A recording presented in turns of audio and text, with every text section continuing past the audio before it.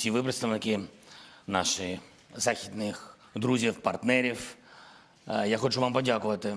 Я впевнений, що ви ще не знаєте, що ви зробили для нас в День перемоги. Я думаю, що все це відчуття обов'язково прийде. Низький уклін вам за те, що ви говорите про Україну, за те, що весь світ знає про Україну, не забуває, завдяки чому допомагає бути нам міцними і бути нам незламними. Тож лютий такий місяць і рік незламності.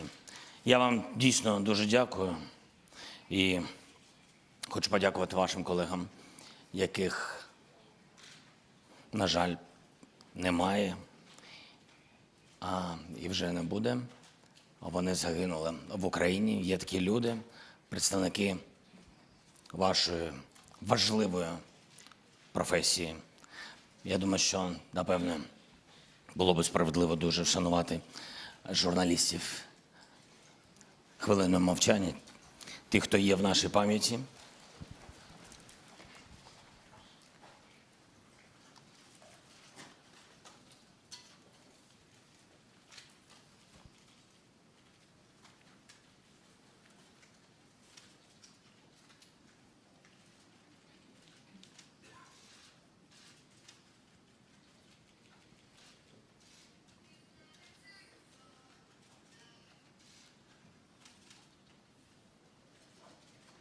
Нам всім це важливо, і їм важливо. Дуже дякую.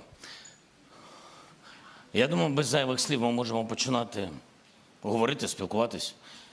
Справді, давайте починати говорити, спілкуватися. Не забувайте піднімати свої таблички і все одно представлятися, коли вам нададуть слово. Крістіан, будь ласка, CNN.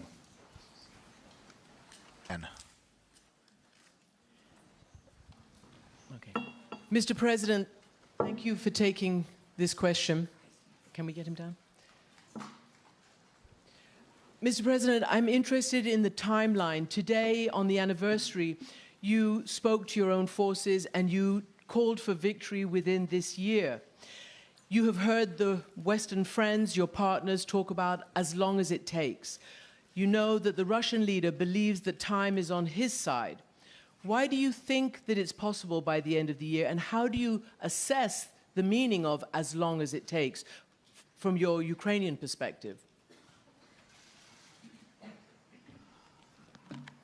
Дуже дякую за запитання. Thank you for this question. Я дійсно дуже хочу. I really want, and I think that every single partner, everyone, will remain strong, will remain just as a fist. If all of our partners are united for the sake of our victory, because that's a victory of values, if all of them will remain committed to their words, to their time frames, and that's not going to be just talking, but we've already shown ourselves as strong partners, and there's evidence to that. So should all of us do this important homework, the bodyguard has... Okay, so if we'll fulfill our tasks, then we'll definitely have this victory. I'm confident that we'll have this victory.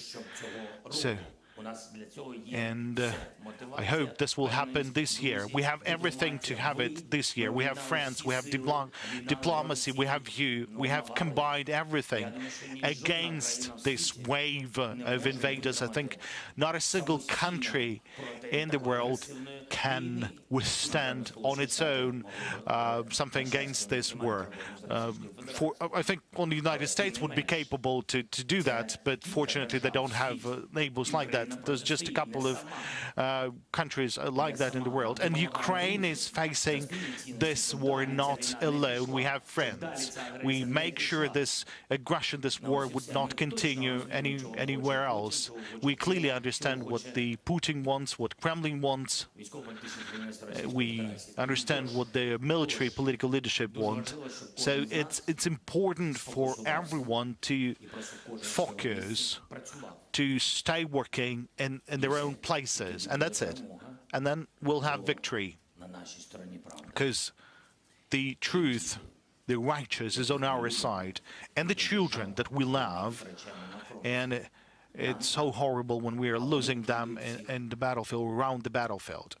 But they, Russians, they have countless of victims and casualties. That's their choice. Now, ICTV, Oksana. Добрий вечір, пане президенте. Good afternoon, Mr. President. First, thank you for your example of resilience, invincibility, and belief. We all believe in the victory, but now a lot of international experts are telling that we have a war of exhaustion, and not a single party would have resources to have an victory, clear victory, and then there will be a negotiation. So how do these negotiations look like? What's the ultimate victory for Ukraine looks like?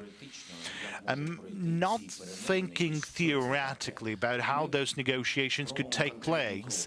We make very specific steps. Ukraine has initiated the peace formula at G20, although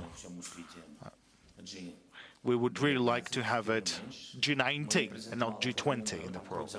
So we've briefed everyone on the peace formula, how we see that.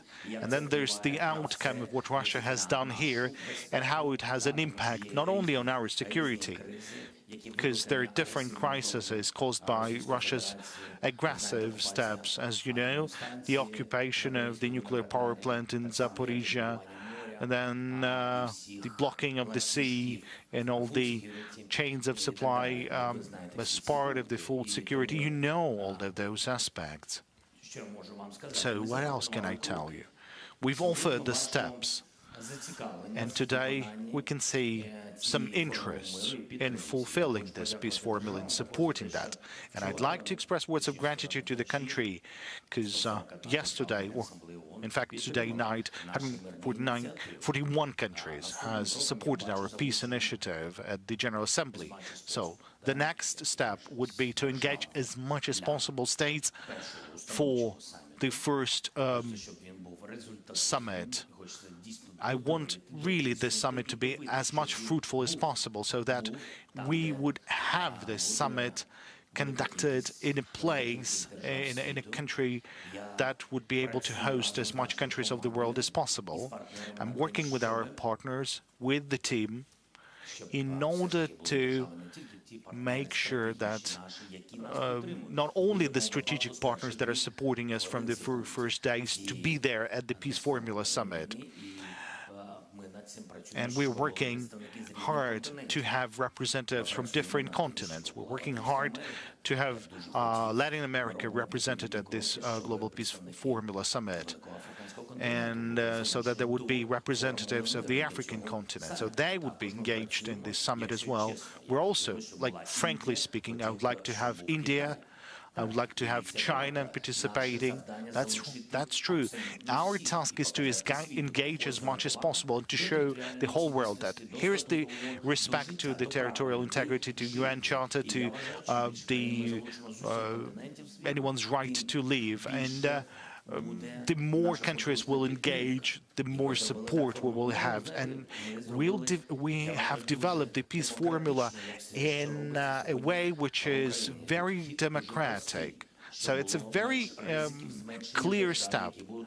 So in order to reduce the risks among the countries supporting us, I mean, any country can support like a single point of this peace formula. They could support a nuclear safety, the environmental safety, and you know how many mines are there around the territory of Ukraine. That's why there is a lot of steps that we've offered. And there is also kind of a step that means the bringing of peace, because we need the security guarantees.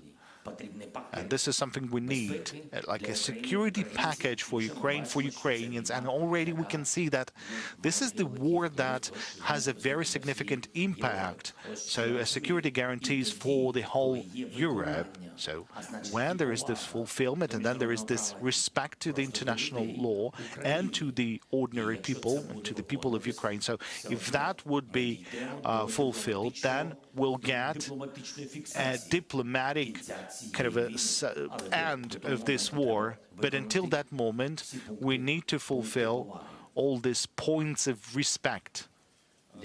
Thank you. Now, the Mexican TV first row, please. Wait for your mic, please. Wait for your mic. Sorry, Mr. President, you were mentioning the resolution in the United Nations, the more than 140 countries that voted, demanding that Russia forces leave Ukraine immediately and without conditions. What do you say to the countries, the minority, that didn't support that resolution, that voted with Russia against it, or that decided to ignore it?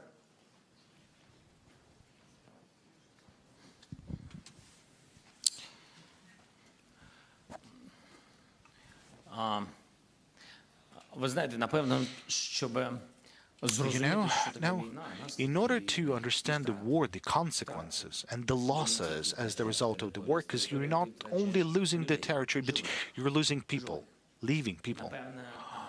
And if you're not at war, if you haven't ever lost anyone, then it's hard for you to understand what's happening. What sort of pain is that for everyone around you? And it's hard to spread this information. And this is why we are working every day in order anyone to understand the consequences of the war, not through having this war, because it's painful, it's a weak position, because you're somewhere there. You're saying that we're not sure that in this way, but in what way? Should you definitely have a war with torturing, with rapes?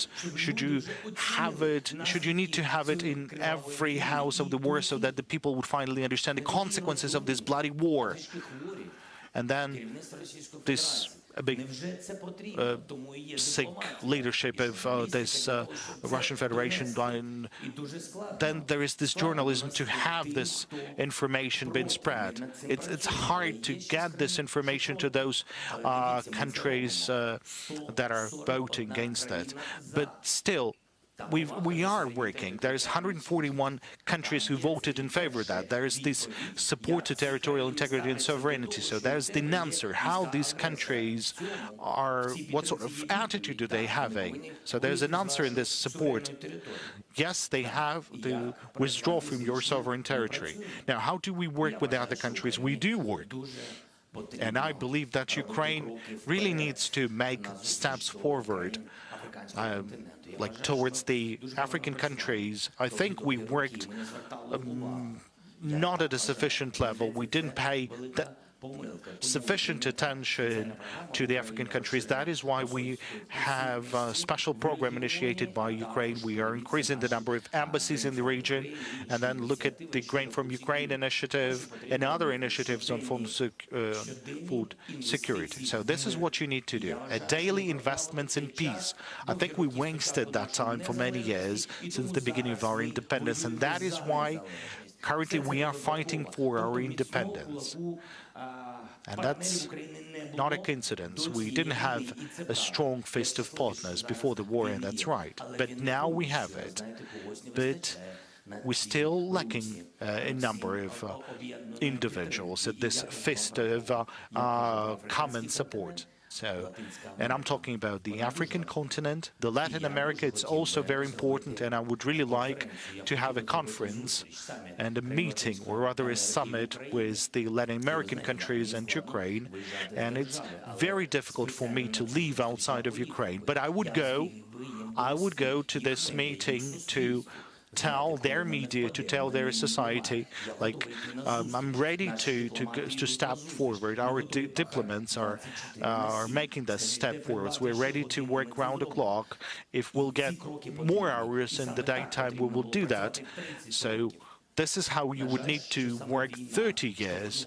Unfortunately, it was the war that made us work so effectively, but nobody would have expected something like that out of neighboring country of Russia, that you would have something like that from Russia. There's this just willingness to destroy us completely, utterly. And that's why it's not a correction of mistakes. I'd like to say that I don't have any questions to anyone. I don't want to deal with that part of the past. I'm looking at the future. We need the total support of the world, war, and we will be victorious. We're working on that. And that dialogue is absolutely fair. This is a dialogue with many countries. We've worked on the unification of the European countries, and there's not only the EU member nations, but other countries, countries with different status, with neutral status. And we've worked in order to change this neutrality into the non-neutral status to war. This is also very important. We worked on this every day, a lot. You have worked on that, and the armed forces have worked on that, because the victories on the battlefield, they gives confidence. Nobody likes losers, however hard it might sound, but that's the truth. Everyone wants to be victorious, and everyone has to work, like inside the country and outside the country. That's the only way to victory. Thank you so much. Thank you. Dear colleagues, Yalta European Strategy, Sir Jeffrey Nice, do you have a question, maybe? First row. Do I need a microphone? Yes, you do. Thank you very much. Mr. President, those fighting for your country, led by you and you, have put you on moral peaks, not just high ground, from which you can make requests or demands of the Western world, whose methods of accountability for war crimes are unsatisfactory, incomplete, and very, very slow. Will you, for yourselves, and also for us, push for reform of those systems or additions to them that will ensure there can be, because this is in your country's interest, the earliest possible and conclusive determination of where moral right in this war is and where moral wrong is? And supplementary to that, Mr. President, will you consider, to the extent possible, ensuring that accountability mechanisms for war crimes are dealt with by Ukrainians in Ukraine and in the Ukrainian language, remembering that the countries supporting you, if they found themselves in your terrible and unhappy situation, would demand nothing less for themselves? Thank you. Дякую за запитання. Thank you for your question. It's a quite complicated one, but actually it had all the answers in it. It is very profound. And I know there are a lot of risks as far as the peace formula is concerned. Regarding the institutions, first let me speak about the tribunal. Everything starts with political unity. The United Nations platform might not necessarily be the universal one, but there's nothing else that would have more countries that could be politically united. As of now, unfortunately, I don't think there's anything else. And we can support the setting up of the tribunal to hold Russian Federation accountable for war crimes. And we're also working on the mechanism to compensate all the damage caused by Russia on the territory of our country, to our country and to our people. This is a major effort. We're working on it. The diplomats, Office of the President, Mr. Austin, Mr. Yermak, Prosecutor General, the Office of the Prosecutor General, everybody is working hard every day to make sure it is up and running. This is a very sophisticated mechanism. And actually, I have to say that other countries, they are cautious, they are afraid of setting up tribunals. You might understand why that it is. It's a matter of responsibility. But before you go and establish something in your country, you need political will and unification. And UN has been very useful in that respect, because Any government, country or leader can receive support to that process, and we're working on that as well. We are convinced that the resolutions will be supported and voted for. We're working with certain countries that we see as crucial for the matters of tribunal. We see them as leaders. This is actually the Netherlands. We're working with Mark Rutte. We're working with Mr. Rishi Sunak from the UK, with other countries as well. We are thinking about the compensation mechanism. There has already been a few steps already, and our Baltic friends are very helpful. And Baltic Trio and Poland, they have been supportive along the way. They are supporting us with everything we ask for. Why is it so hard? Because, well, to address the first part of your question, these institutions that you referred to were set up a long time ago. They haven't been through this type of immense aggression, and this bureaucratic system does not give a clear answer to the question of when the justice will be served, when fairness will happen. And for those who lost their homes, the economy, everything, they want justice now, and it makes sense that they want justice and fairness. We have specific examples. We were working on the matter of prisoners of war, and Andriy in particular, and other colleagues, they were taking a great care to check the condition of the prisoners of war. As you've heard, there have been tortures, and now the Red Cross, it's an international institution, they didn't manage to the prisoners of war to check their condition. Are they hardworking, insisting? No. We were insisting and working hard. We were doing our best, paying immense effort to get our men and women out. But to this day, we do not have access to the prisoners of war. And this year, the year is a year of the full-scale war. But we have to remember that the war began in 2014. And we know that there are 125 Crimean Tatars that are political prisoners. What is happening to them now?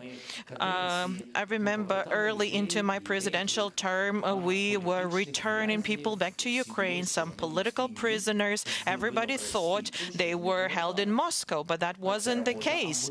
They were very, very far in the regions.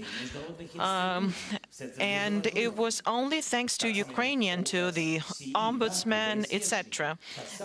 And we worked with the OSCE way back when there were attempts at the Normandy format. The OSCE had to verify a lot of matters related to the security issues. It was very, very hard. There was a matter of authority of power.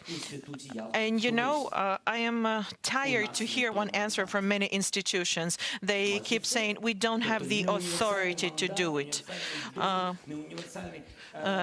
So no universal mandate, etc., etc. But nonetheless, the UN, headed by Antonio Guterres, and well, in us, we became more proactive. Guterres came to Ukraine, and we helped organize the corridor to transport grain with help of Turkey. So being persistent and being committed to change institutions is what helps. Actually, this war helps highlight weaknesses in Ukrainian institutions, in the EU, on the continent in general, and international institutions as well. And how do we change them? A different security infrastructure structure will emerge after the victory in the war. Somebody from Ukrainian media, LBUA. Thank you. Good afternoon. Mr. President, you mentioned China and its views not very pro-Ukrainian. China came up with its peace plan this week. However, we're seeing some actions by China, not very pro-Ukrainian, and we also heard some allegations that China might be supporting weapons to Russia. So what do you think about China's position? Well, I don't think that was China's peace plan. It was not a declaration or resolution. I think that China spoke its mind about the matter. And I actually said it once before. China started talking about Ukraine, and I think this is a good thing. But it actually begs a question. What will these words be followed with? Because the steps that are to be taken, this is what's important, and what these steps are going to lead to for us. Because he's talking about us, China is talking about us. Territorial integrity, well, I think what they are saying looks like respect for territorial integrity, doesn't mention the country, but it's our territorial integrity that has been breached. Nuclear security was mentioned as well. I think this is in line with the interests, global interests and Ukrainian interests.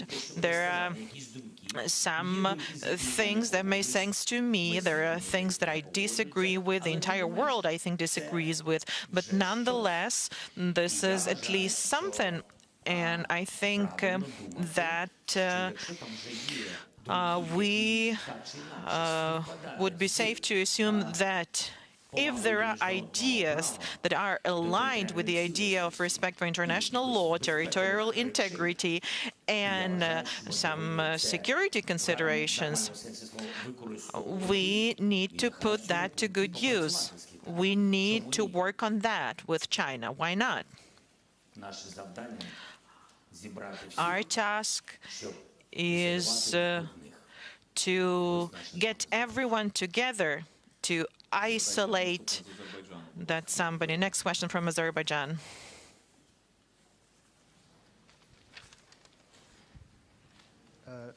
Вітаю, пан президент, азербайджанський журналіст. Good evening, dear Mr. President. I'm a journalist from Azerbaijan. What is the support to Ukraine from the post-Soviet countries, from Azerbaijan in particular? What specific steps do you anticipate, and what specific steps are you planning to take in internal and external policy? Mr. President, my son asked to take a selfie with you. Would that be okay? We'll start with what your son has asked, and then we'll discuss the question that you posed. Dear colleagues, but this is a bad example. Please don't be doing that. So your question was about my assessment of Azerbaijan's support. Well, actually, the answer is in the question. If an Azerbaijani journalist is asking a question in Ukrainian, that means he has made a choice between Russia and Ukraine. Thank you for your support. Thank you. Regarding President Aliyev, we are in touch with him. We communicate with him. We are grateful for his support that he's extended to Ukraine, and he respects our sovereignty. I think that's priority number one. He has respect for the territorial integrity of Ukraine. He thinks that Crimea is Ukraine. Thank you. Let's talk to this part of the room. NPR, National Public Radio.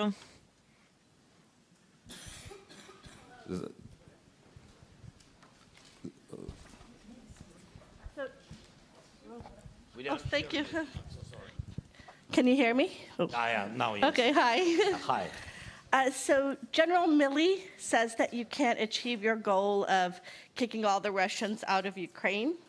I wanted to see if you think he's right and what that tells you about continued U.S. support and why.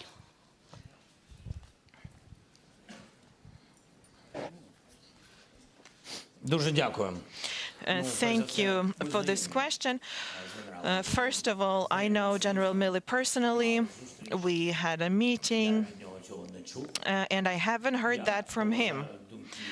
I respect the opinions and views of the military, especially the partners that have been supporting us, that have been leaders in our support of General Milley. Really things that I think I would have heard that before. Secondly, support is everything. So if General Milley ворога з нашої держави, я думаю, він, а від нього це дуже залежить, він повинен пришвидшити постачання зброї. Мені здається, так повинно бути. Що стосується підтримки в цілому Сполучених Штатів, якщо ви не проти, я додам. Я вважаю, найголовніша відповідь – приїзд президента Байдена. I think the most important was the visit of the President Biden. There's weapons, other things, and it's up to the President and Congress. But first of all, it's support of the public. And I saw that American people, they support us. During my visit to Washington, D.C., I saw people with Ukrainian flags in the street. So I know that the U.S. support is very, very important. And support is weapons, humanitarian assistance, etc., etc. That's one thing. And there's another thing, believing in our victory. And this is what President Biden's visit was about. And President Biden came to us. And General Milley hasn't been here yet. Sky News, Deborah, please. Thank you very much. Deborah Haynes from Sky News. Do you believe that Ukraine can achieve victory on the battlefield? Or do you believe that ultimately you're going to have to negotiate, maybe even compromise, maybe even talk to Vladimir Putin? And if I may ask a second question, please. Around 20 of NATO's member states have increased their defence spending or made pledges to increase their defence spending following the full-scale invasion of Ukraine last year. Would you like to see all 30 member states increase their defence spending, given the need to continue to support Ukraine? And that does include the UK, which has yet to do that. Thank you. Дякую за запитання. Thank you for your question. Якщо щось забуду, будь ласка, нагадайте мені. If I forget something, please make sure to remind me. Дивіться, мені здається, дуже важливий момент. Багато держав. This important thing. 20 countries is a lot, but there are so many countries around the world who started to increase their defense budget. So this is a complicated matter and requires a complicated answer. There was a previous question, how do you reform institutional security globally? And you are talking about increase in defense budgets. That's the answer. The war in Ukraine gave rise to the resetting. Everybody understood that the systems are not perfect, that we need something more powerful. And I'm not talking about ammunition. There's a lot spent on cybersecurity, information independence, etc., etc. UAVs. IT, cutting-edge technologies. Everybody's clear that there's no cookie-cutter approach. Probably other expenses are increased as well, but bottom line is that what we're seeing now is the security system being reformed, and I think this is a right step to take. And everybody saw what we could expect from the Russian Federation. And this brings us to the idea of compromise and negotiations. And we all saw that nobody ran to buy flowers. Instead, everybody went to buy weapons. Nobody wants to develop business with the Russian Federation. More and more sanctions appear. Sometimes sanctions hurt, but everybody's clear now that they're making you dependent on Russian gas, and if you are that dependent, then you're gonna get cold eventually, because at some point they might start thinking that they want to have their people in your country, they want a part of your territory, and then people realize that we need independence, not just on paper. We need real independence to defend our people, because this is what that one person has done with independent Ukraine, who was a neighbor and even, so to say, a friend yesterday. So this brings me back to the first part of your question. After everybody saw that they kill people, that they torture people, and they're not even trying to hide their attacks. They're talking about nuclear matters. They decided to take Iranian drones and kill civilians. And those civilians did not have guns in their hands. They had their children in their hands. And seeing this picture of the world, do you think we Ukrainians could sit at this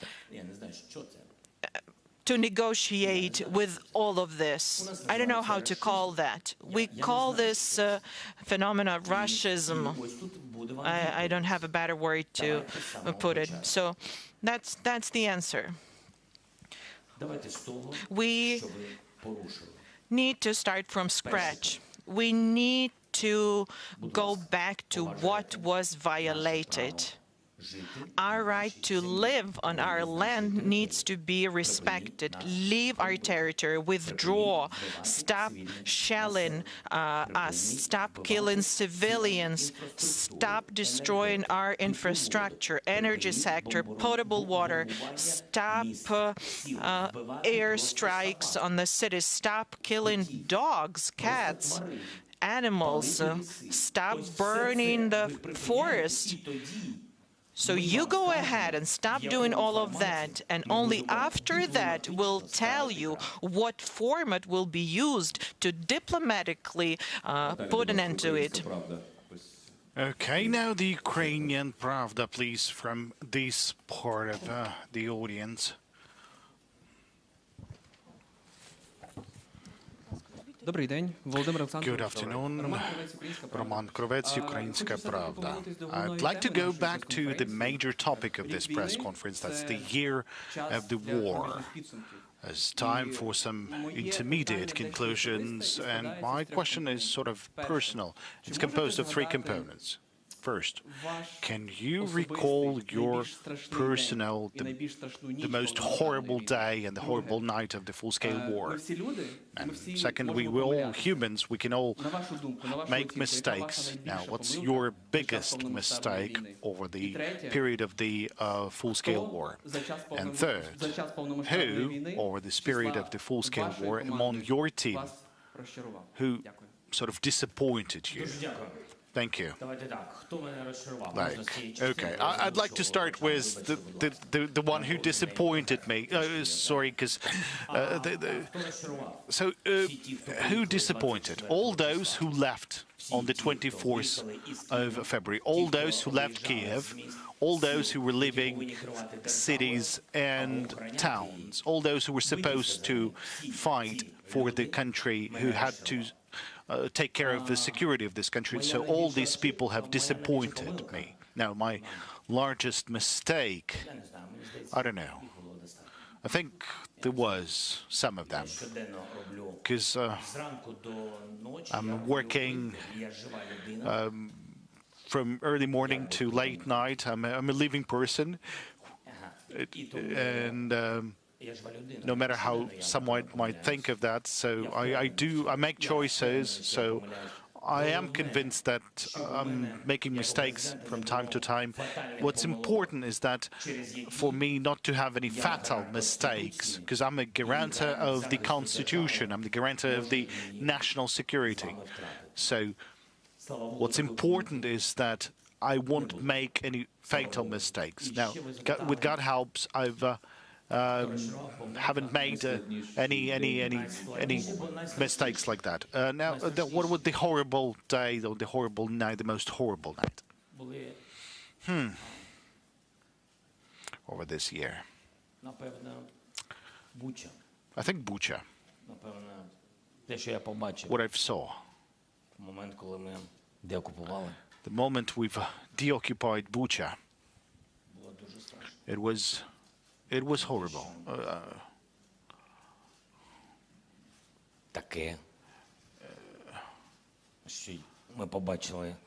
What we've seen, you know, the devil is not somewhere in the bottom, but he's among us. He's on this land. Now the Japanese company. Now I'd like to ask the colleagues to to pay respect to their colleagues. So just to ask one question, so please. Thank you very much, Mr. President. My name is Ada Suim. I'm from NHK Japanese TV. There is a G7 summit in Japan in May. Are you considering joining the G7? Because the Japanese only prime minister from G7 countries didn't visit Kyiv yet. So what's the role of the Japan in G summit to accelerate the support to Ukraine? Thank you. За годину. Дякую за запитання. Значить, що важливо? Thank you for your question. Now, what's important? We have full support of the G7 countries, and now Japan is having the presidency. So I just write down a number of things because there's so much things is happening. So 40 minutes before this press conference, I had a meeting with the J7. Part of the information that we've discussed will be open, and then some of the information will be sensitive. Now, talking about the support that is required to Ukraine and what the G7 is ready to provide to us, there's a significant package of support, and some support is coming from Japan. Let me concentrate now on Japan. So I'm very grateful to the Prime Minister. We have a great understanding. He's very straightforward. So, and at a time of war, I have understood the true value of people being straightforward. There's a clear understanding and clear support. I understand the amount of fund that the Prime Minister is going to coordinate with the Parliament. I believe that's the mechanism for your country, that they need to coordinate the support for Ukraine. I don't remember all the details, but I feel this support and those messages that I've received from the G7 countries. Now, I was invited by the Prime Minister to visit Japan. That was earlier. We've received those signals over the diplomatic channels. The Prime Minister of Japan has received multiple invitations to arrive to Ukraine. He accepted one of the invitations, so I don't know when he will come to Ukraine, but we are really looking forward to his visit, because Japan has provided very significant support to Ukraine. I want to assure you of that. Яку роль And зіграла Італія в ЄС? the role of Italy that has played in the EU. And, you know, there's a parallel in Japan playing a role in G7. I think somewhere after the end of this war, we'll be able to talk about this role, because that role is very crucial. It's very positive, and I'm absolutely grateful for this. Now, the CDF, please, in that angle. Okay. Ulf Schmiese, German television. Mr. President, 1 year ago, you've been the most wanted person worldwide. Now you are traveling sometimes abroad. You give press conferences without an embargo. Well, yeah. What makes you feel safer now? Are you less a target for Putin?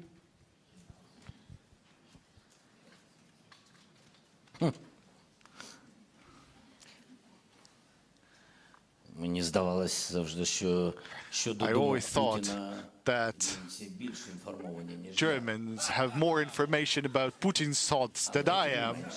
But anyways. Such question, sorry. So anyway. Що роблю я? So what am I doing? Моє завдання як президента. My task as the president, as the leader of our country, Ні в коєму разі не зробити припущення, not to make even an assumption of support to Ukraine being weaker. I think that the unity of the world and maintaining this unity, this is my task. Whether I'm doing that right or wrong, I'm not alone in doing that, but still, there's moments, like in the beginning was a difficult moment, but we've demonstrated that we could have achievements, and I had rough dialogues with many, both official and unofficial, and it was a kind of a moment like that. And then the sun has risen in the ocean, and everyone has seen that we are strong. And it's not just a matter of we are stockpiling weapons, for example, somewhere. No. We need that to survive. We are not fighting. We are struggling for our life. And then there was a different stage, and then it was difficult, and it was fatigue. Well, the beginning of the fatigue, and it's absolutely fair for everyone. Every people has their own questions, challenges, prices, waves of inflation, many other things, the energy crisis, food crisis because of Russia's blocking seaports and doing many other things, causing many crises. And there are ordinary people. There's, you know, some of your thoughts, but then deep in your heart there's the support in Ukraine, to Ukraine. But so on the one hand there's the support to Ukraine, but on the other hand there's your own family. But it's important that everyone to know that this is not our war. We are fighting for all of you, and it's not this war that caused the crisis. It's the Russia that is intentionally causing this crisis in order to weaken your support and to blame Ukraine for this crisis. So my task is doing everything possible so that the world support would not be weaker. But I would like to underline that I wasn't alone in doing so. I was working together with the team, with the office of the President, with the Ministry of Foreign Affairs, with the Cabinet of Ministers, with everyone, with the Parliament, with everyone. Everyone who wanted to do that. І це дуже важливі моменти. And that is a very important aspect. And then there's this moment when you need to show gratitude to the world for not being alone, and for even being gratitude to those countries who at first thought of not supporting you, but then supported you. So now the moment has time to show your own words of gratitude, because now these countries have their own challenges. So I wanted to come and to support those people. It's absolutely fair, because they done a lot. I don't know how many people were saved by many countries. I mean, Germany has done a lot of contributions, and in the EU, because they've contributed money to the weapons, to the tanks, whether someone might want it or no, or like it or no. That's a fact. So I wanted to do that. I wanted to go and to start a new page for all of us, for our capabilities. Air defense, aircrafts, tanks, long-range weapons. That's my task that I need to discuss one-on-one with the leaders. Now, 1FM, please, at the central row, central aisle. Good morning, good evening, Mr. President. Thank you for receiving us today. Emmanuel Macron, I'm a journalist from the French news channel BFM TV. Our President, Emmanuel Macron, said a few days ago that he wanted the defeat of Moscow, but without crushing Russia. Do you think it is compatible with a full victory of Ukraine? What do you think about this position? And if I may add a second question, you talked about the worst day of the war for you. What, on the contrary, what's been the victory you've been the most proud of, the most happy about since the beginning of the war? Thank you very much.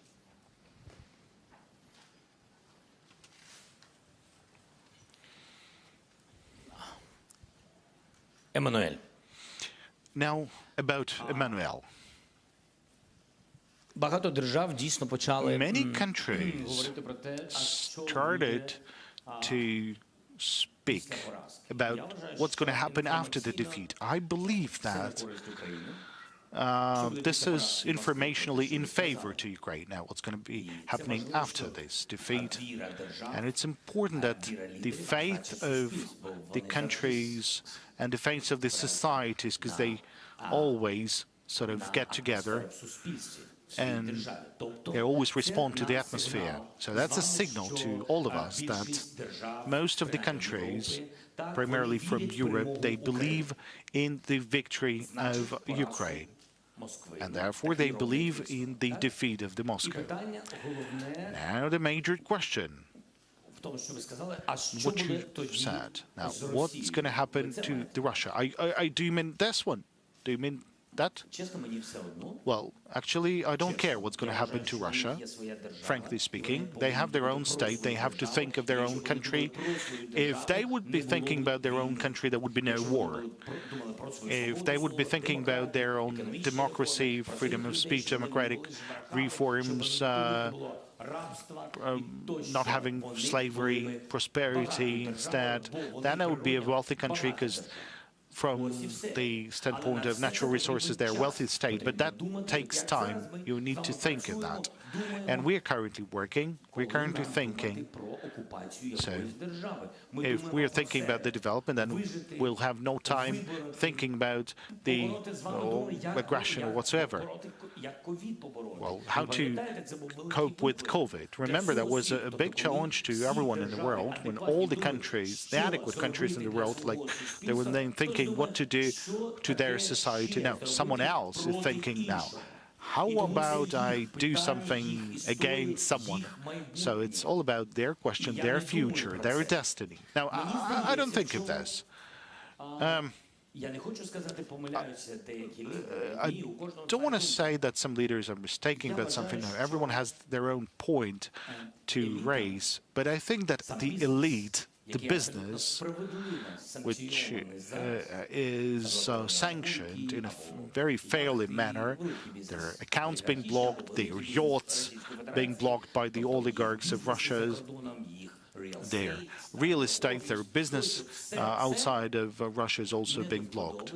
All of that is something that these wealthy people are not very happy about. They had their children studying abroad, that's their right. Now they're deprived of all this comfort. But what do they have? They have what is left in Russia. Now, do you think they would allow really to have 20 or 40 or more Russias instead of one? Do you think they would be sharing their own business with someone? Do you think they would be happy about everything being blocked abroad, and they would be not thinking about how to save their money? You know, we think of many, many different things. And I think they would be able to cope with that on their own. More pressure, more sanctions, more isolation against Russia. In this case, their elite would think what to do inside of their own country, so that with their own new policy, someone might be willing to negotiate. I mean, we are interested in that. Thank you. Maybe a question in Russian at a TV channel called Freedom. Доброго дня, Ксенія Барвіненко, Good телеканал Freedom. afternoon. Ksenia Barvinenko, the channel, there will be a question in Ukrainian, even though that's the Russian channel. A year ago, when we were all shocked with the full-scale war, still everyone was calling upon our Western partners to provide us the aircrafts to close the sky above Ukraine. At that point, everyone was telling that it's impossible. Well, the same was about Leopards, but Leopards are already in Ukraine. Now, talking about the aircrafts, there's a lot of debates. We can hear a lot of statements. 3 weeks ago, the US President Joe Biden said that they're not transferring F-16s to Ukraine. And then we're hearing statements from our politicians, from our ministers, that there is already a dialogue and there will be a positive decision for Ukraine. Now, can you explain what's the real situation with the F-16s? When are we going to have them? Maybe if not F-16s, maybe F-22 Raptors or something newer. The Victory Day, I would like to finish answering the question of the French journalist. The Victory Day is going to be the happiest day for me, and not only for me, but for every Ukrainian. And now to your question.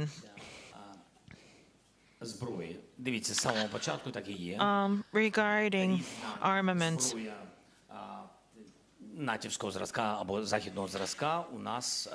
there are different types of NATO weapons that we didn't have, and it's understandable because we're not a member of NATO.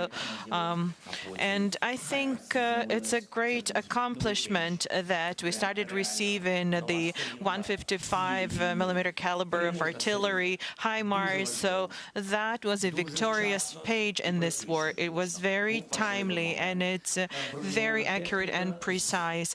Armored vehicles, we need them to protect our people. And there are all sorts of armored vehicles, BMPs, BTRs, tanks, and initially nobody even wanted to hear about the tanks. You were right. But then we found a moment, we found a key, and we did something. Last autumn, we saw that we are capable to take back our land. The occupation of the Kharkiv region was crucial, as well as Kherson's deoccupation. Without that, we wouldn't have been successful in receiving new types of weapons. I believe nobody in Ukraine couldn't even fathom that we would have Patriots. But now we are receiving help. People believe in us. There's a tank coalition. This is a lengthy, hefty process. This is the only weakness, because time means more people that we lose. and it's horrible to be losing our defenders. So that is why expediting deliveries of weapons, expediting delivery of not only air defense, but counter UAVs technologies, sea drones, etc., and also aircraft. And our partners, they know that we want to use that to protect our sky, to protect our people and our infrastructure. And that is why we started working on it. I had a meeting with the Prime Minister of the United Kingdom, and actually this meeting is an answer to the question whether Ukraine stands the chance of receiving high-level aircraft. The training with the UK is starting. I had a meeting with Polish Prime Minister Mr. Morawiecki today. We are looking into training opportunities. We are negotiating. And there are 3 more European countries that we can receive training and aircraft from. It is also a matter of time because it requires training, but this is what we're looking forward to, comprehensive protection of our sky. Financial Times in the center. In the center, please. Gillian Tett, Financial Times. A very quick question. You talked about the Chinese peace proposal and welcomed some element of it, but it did not mention at all the withdrawal of Russian troops from Ukraine. Given the views of the parliamentarians, does that mean the Chinese peace proposal is dead in the water? Ви сказали, що буде коротке питання. You said it was going to be a short question.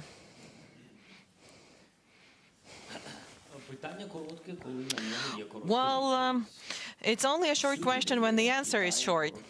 Well, everywhere where there's China, it's very hard to find a short answer.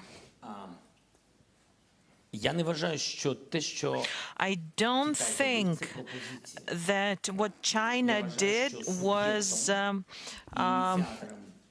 an offer in and of itself. I believe it's only the state on whose territory the war is taking place can do that. So we came up with an offer of our own. We came up with the peace formula. Well, I think it was an important signal that China looks like is going to participate in it. That seemed as their views. As of now, I'm seeing this as a signal only. I don't know what comes next. It depends on the further steps taken. I want to believe that China is going to side with the idea of fair peace and fairness, which is our side. I really want to believe that China is not going to supply weapons to Russia. This is very important. This is priority number 1 for me, and I'm doing my best to prevent that from happening. It is very important for us. Because, you know, it's better the way things are for China now than in Russia's embrace. Because, you know, there's this risk of the Third World War. And only after we see specific steps will we be able to discuss them. So far, I'm just seeing an opinion. The most important is territorial integrity, and territorial integrity implies withdrawal of Russian troops. If it's not there, that means it is not okay with us, the way it is written now. If this is what's implied, that there is no withdrawal of Russian troops. Prime Minister of Sweden, Carl Bildt, no question? Okay. Thank you. Then next, Anadolu Agency, please, here. Дякую, пане президенте. Thank you, Mr. President. Можна на русском? Can I ask a question in Russian? Если бы президент Турции Реджеп Тайип Эрдоган If подготовил стол переговоров в Анкаре, Turkish President Erdogan prepared for negotiations in Istanbul, and if Russian president were to wait for you there, would you accept that? Are you from the Turkish television, Turkish news agency in Turkey? I just had a conversation with President Erdogan before our press conference. We had a nice conversation. I expressed my condolences. You know that this is a tragedy for us as well. And the president reached out to me, and we sent Ukrainian specialists to help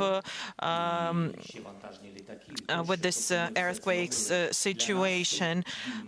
We sent cargo planes. This hurts us too. As a country in war, we perceive this pain as our own. I'm very grateful to President Erdogan for his assistance, with the grain trade matter, with Azov regiment. We managed to return some of the men that could have been executed. It wasn't all of them, but still, President Erdogan has done some things that are very, very useful to Ukraine. And he knows what I think about what you asked about in your question. He knows about my views. I reached out to him and we discussed it even before the war. And I told him, as well as I told that to many other people, I said to him, make sure Putin agrees to sit at the negotiation table. We cannot have a full-scale war happen. And he couldn't do it. But now he thinks he can. But we no longer are able to go for that. It's a different person. Putin, there's nobody to talk to. Ukrainian Novina News Agency. Good evening, Mr. President. If I may, I'd like to ask a question about internal matters, internal processes. As we remember, in 2021, the National Defense and Security Council imposed sanctions against 100 Ukrainians, the so-called blacklist, the U.S. blacklist. Those were the people that were sanctioned there. And there were a lot of well-known businessmen, high-ranking officials in that list. But also, some people were missing in that list, and they should have been there. In particular, talking about an official, Eduard Stavitsky, now known as Nathan Rosenberg. In 2021, the U.S. Treasury imposed sanctions against him, but unfortunately he's not under sanctions now. And you know what kind of person he is. You know that he's been anti-Ukrainian, he's prosecuted by our Ukrainian law enforcement. So the question is, how can you explain that during the 9th year of the war and 2nd year of the full-scale war, people from Yanukovych circles still have businesses in Ukraine? It is not sanctioned. And one more. Well, just a minute. Let's answer. Let's address this one. First of all, I'm not quite clear who you were talking about. Well, every time the U.S. gave us a list of persons to sanctions, we would mirror that and sanction them. And if the person you're talking about is culpable, then we will correct ourselves, but you have to be clear that we're talking about hundreds of people that were sanctioned. I cannot have information and know about each and every one of them. Well, you could just give me the materials. Bogdanov, who is Bogdanov? Reznikov-Budanov's case. We remember what happened and what didn't happen. You understand what I'm talking about, right? I just wanted to hear from you what happened exactly. Please ask a question. Was there talk of replacing the Minister of Defense, Reznikov? In particular, Mr. Budanov was a candidate, but he wasn't appointed due to some reasons. Well, the reason was that it's only the civilian that has to be a Minister of Defense, but he is military, and so that runs contrary to the law. Did you have a conversation with Reznikov and Budanov about the situation? Well, the decisions that I'm making as a Supreme Commander-in-Chief with regards to the security and defense of our country is something that I do not discuss publicly, some of the decisions. One of those decisions is security situations in some areas of the country and some institutions. I had some ideas. I'm not talking about the ministry specifically, but rather about the infrastructure that is supposed to be providing security. So I was thinking about making them stronger with different approaches.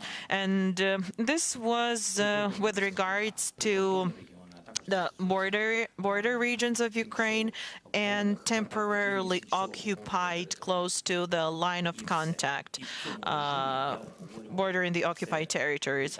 And this is the context in which I was discussing this matter. Had I wanted to appoint our main intelligence official as a defense minister, we would have done it in line with the Ukrainian legislation, of course. AIK 24, Israel.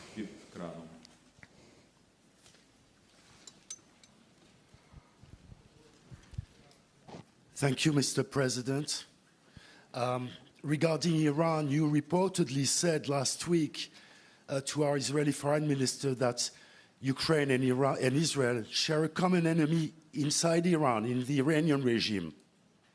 Now, how does Israel help Ukraine in curbing the Iranian military aid to Russia, maybe with intelligence, maybe with know-how, and also, you know, these alleged Israeli strikes on Iranian military infrastructures, do they actually help Ukraine?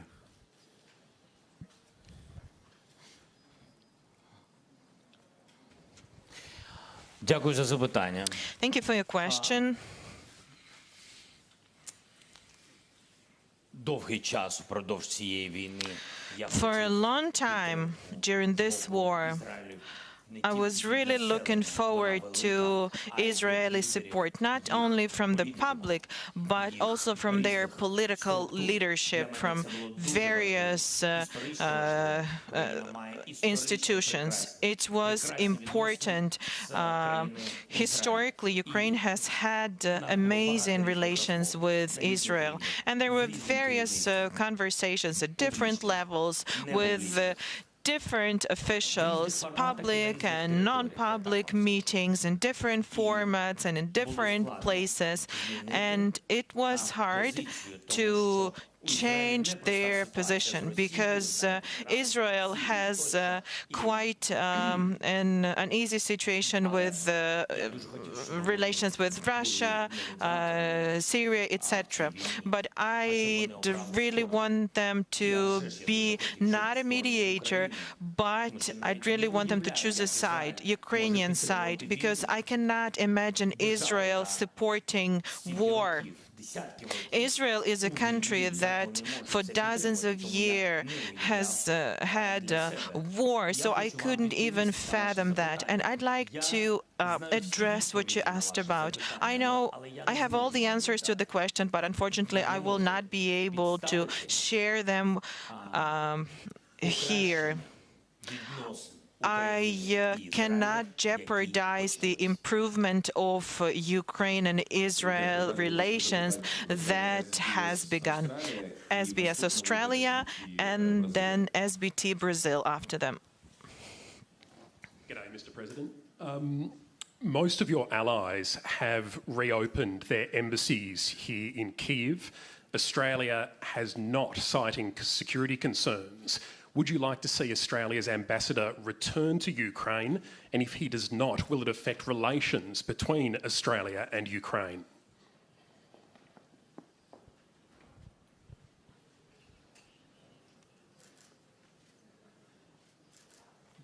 Приємно мати справи з таким журналістом.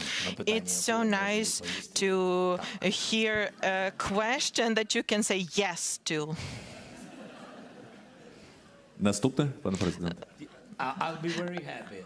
Really, I have relations with Australia, and really, they really helped us a lot. And you know, the very important thing, I had huge deficit with armed vehicles, and it's very important, yes, moment. And I don't want now to share all information how many we've got from Australia, but anyway, we've got it, and that is great. That's why to shake hand the ambassador of Australia, I'll do it with pleasure. Please come. Come back, but on Bushmaster. We need one more. Далі, будь ласка, Бразилія. Brazil.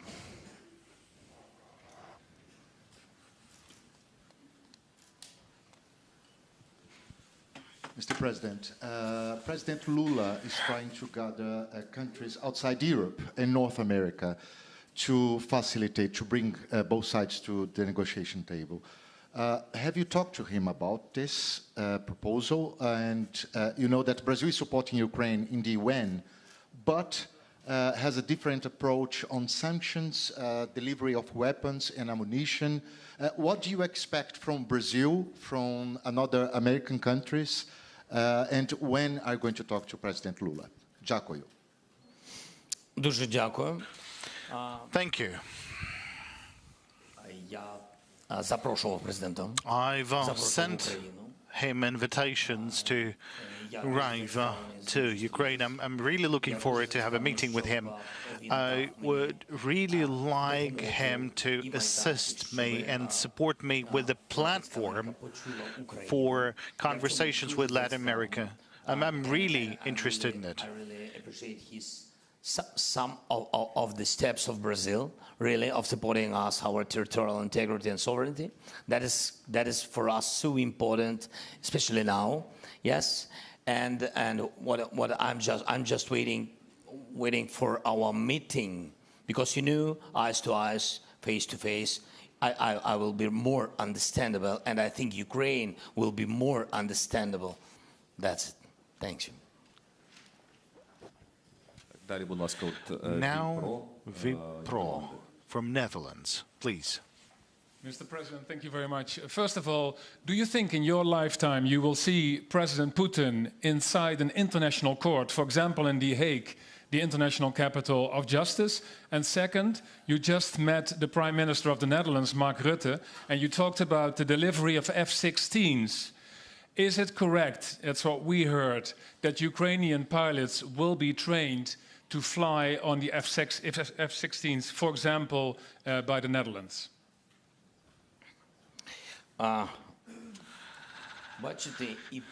Well, it appears that both the first and the second question, it all depends on Mark Rutte. I mean, the situation in Hague and the possibility of providing us with aircrafts. So I believe that it's important for Ukraine that we have a very good personal relations with Mark. We have a very good relationship with Mark Rutte. So it's good for Ukraine. Thank you. Okay, we can proceed. But looking at what you've said in the very beginning, yes, it's important to, well, to settle this matter with the accountability, with justice till the very end. I mean, having killed so many people, so many civilians, so you can't just have the situation at a stop, as we can see from different political proposals, like searching for a way out. Look, there are so many people being killed, and here is this leader of Russia, leader of a great country, and they have to take responsibility. I mean, it's not a child. It's not a child who broke something and you can simply forgive that. And I think then there is the different age when you need to be responsible for the crimes committed, to stand trial. Because, you know, there is a room for jokes, and that's something you would like to watch with popcorn, but that's only if that would be funny. But that's a tragedy. There's so many people, civilians killed, and that is why you would need to take responsibility for what was done, and I sincerely hope there would be this responsibility.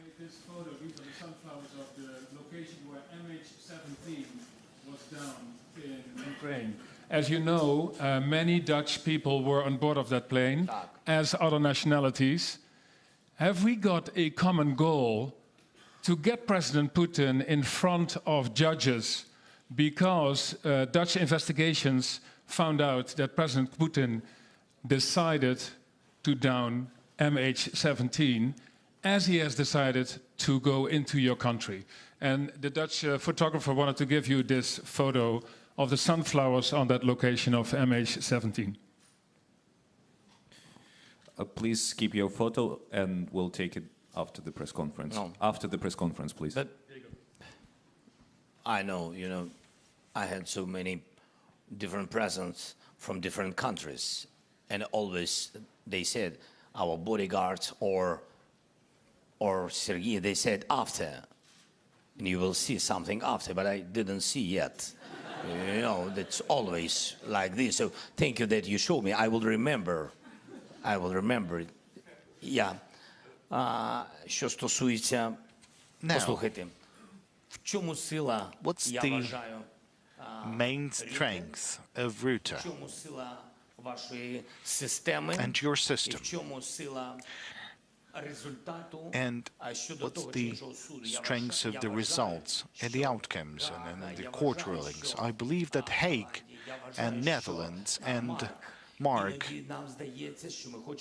this is something we've talked about today, that the justice, it's very hard to have it. But what's important is that Netherlands always gets things done till the very end, just as it was with MH17. So I hope the same would be with the war, that we together will have this case towards the court, towards the fair court ruling. Now from Spain, and while you are waiting for the microphone, it's getting darker now, and different countries are now illuminating their buildings, and we can see Madrid, while they will have questions from Spain. I would like you to comment on the Spanish support that yesterday our Prime Minister promised that maybe he will send 10 tanks, or he will consider sending 10. And which role can Spain play in your goal to get closer to Latin America? Thank you.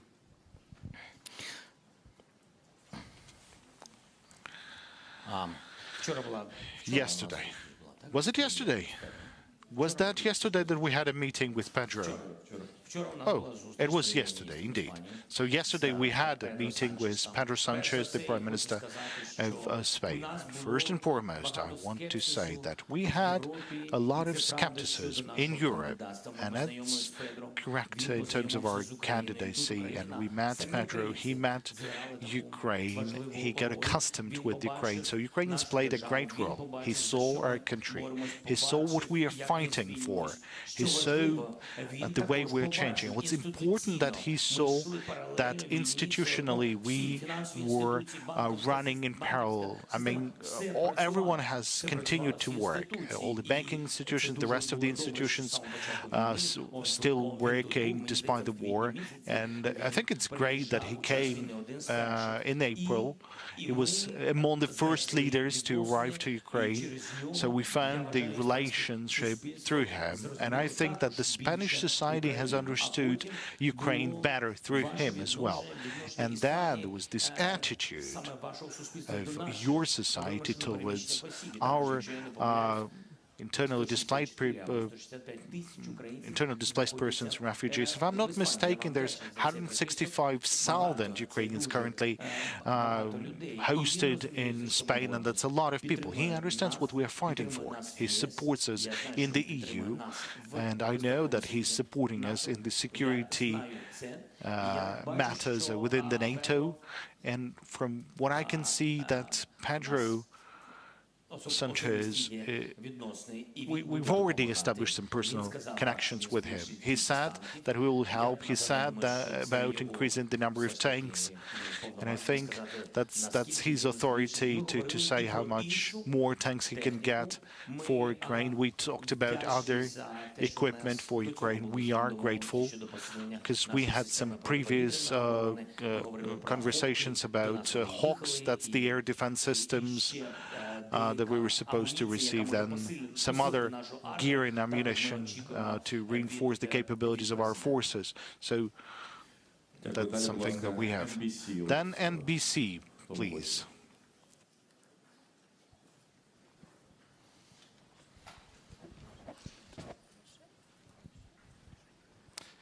Thank you, President Zelensky. Last week, the president of Poland had said that if this war is still going on 1 year from today, there's a real danger that an empowered Russia will invade another state. Given how effectively you have held back a Russian advance with NATO's help here in Ukraine, is it even conceivable that Russia could invade another state, particularly a NATO state? На жаль, так. Unfortunately, yes. Unfortunately, I believe it's possible. And that might happen. Why? I can give you an explanation. President Putin needs to demonstrate successes and victories. So there is not going to be a success on the battlefield in Ukraine, and he will not succeed with the massive revenge in Ukraine. So he would need to demonstrate success, and everyone understands that he can have success in weak areas, and better it would be countries that was under the influence of Moscow before the war or during the Soviet times, and it's better to have some sort of conflicts or maybe some sort of Відбувається. І тут Молдова, ви знаєте приклад Молдови. You know the examples of Moldova. You know that our intelligence have intercepted the documents, and I openly, publicly told this. I brought this information to the EU. I have provided that. Well, the moment I have received this information, I transferred that information to the President Mayassandu, and there's evidences that they wanted to replace the leadership of the country. Now, let's think how they can do that. How? I mean, they don't have common borders with Moldova. That means there would be an amphibious operation. That means an attack from the Transnistria or the attack of the Chisinau. So that's something that is happening, and they might be doing that. They might be developing this direction, because I don't remember when was the meeting. It was on the 10th of February. There was the meeting in Brussels. Now then, that's the end of. Now we have this end of February. That's the 24th. So it took them 2 weeks to find a different informational attack. So now they're saying that the situation at the borders, along the contact line between the Transnistria and Ukraine. Now, at this area, they're saying that there's some misunderstandings, some shots being fired, and they're saying through the media that Ukraine is planning to go to Transnistria. Why? Because they clearly understand that we respect the territorial integrity of Moldova. And we believe that the territory of Transnistria is, in fact, the territory of the independent country of Moldova. And they keep provoking us. From the very beginning of the war, we had some shots fired from Transnistria, and they wanted us to, to go there. And I told Moldova to think about this and to how to settle this issue, because that was a very difficult situation. That was in the beginning of the war. They tried to provoke from different sides. There was informational hybrid war and steps being made like that. So I think that Russia will try to have at least some sort of success. Look, a missile crossed the airspace of Romania. You know that, and then that missile hit the Ukrainian territory. So they will keep on doing steps like that, I mean Russians. And it's better to prevent such capabilities through sanctions and through making any other steps. We have a question, maybe from this area. We have a question from Romanian National TV.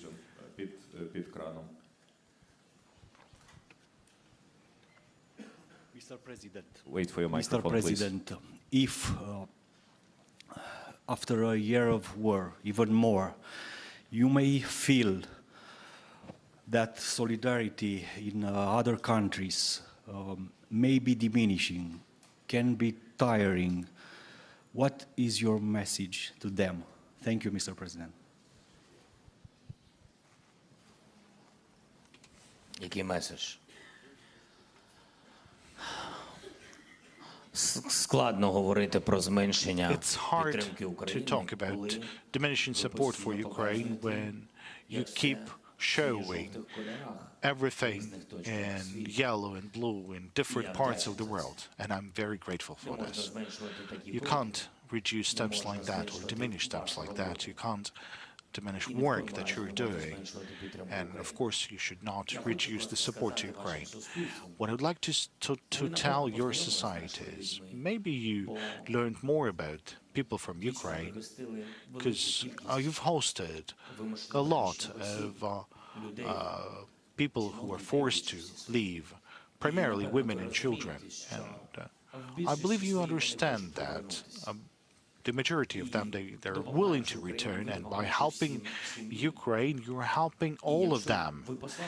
Now, if you will reduce that support, that's your support, that's the support of your integrity, of your sovereignty. Just now we told you that a missile crossed your airspace, but you're a NATO member nation. Now, God forbid this missile will hit your territory, what the NATO will do? They will have to select what to do. Should they preserve the unity in NATO and show the strength, or no? Now, if they would need to show the strengths, they would need to search for the response options, different ones. I'm not deciding that. We're not a NATO member nation, but I want my voice to be heard not by the NATO member nations, but the societies of these countries. These people, the ordinary people.